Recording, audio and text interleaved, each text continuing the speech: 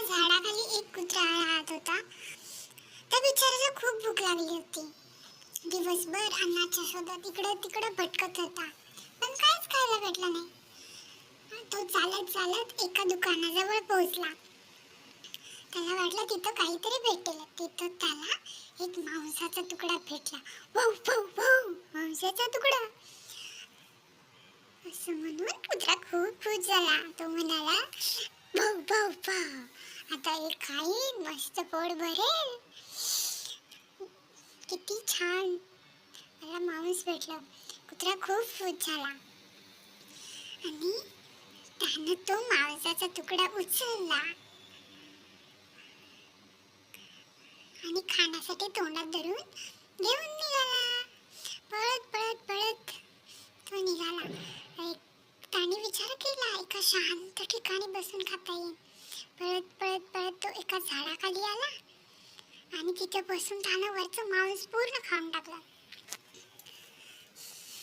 त्याने खूप खुश झाला. सगळं मांस संपल्यावर कुत्र्याने विचार केला, भाऊ भाऊ भाऊ, आता फक्त हाडूक राहिला आहे. ते मी मस्त एका नदीच्या काठी बसून खाऊ का, म्हणजे मला तिथं पाणी पण पिता येईल.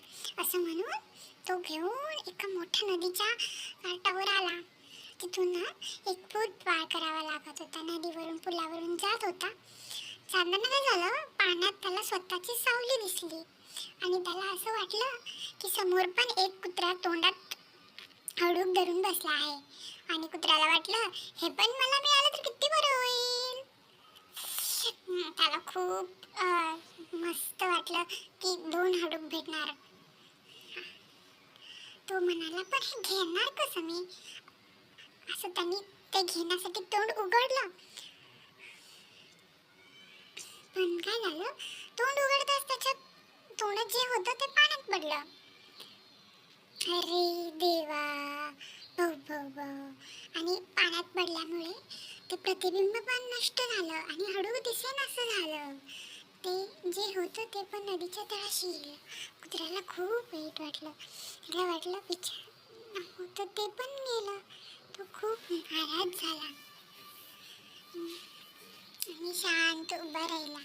त्याच्या या लालचीपणामुळं त्याला आहे ते सुद्धा गमवावं लागलं आणि नवीन तर काही भेटलंच नाही. मित्रांनो, तात्पर्य असं की कधीही जास्त हाव करू नये. जे आहे त्यामध्ये सुखी राहावं. लाईक, शेअर आणि सबस्क्राईब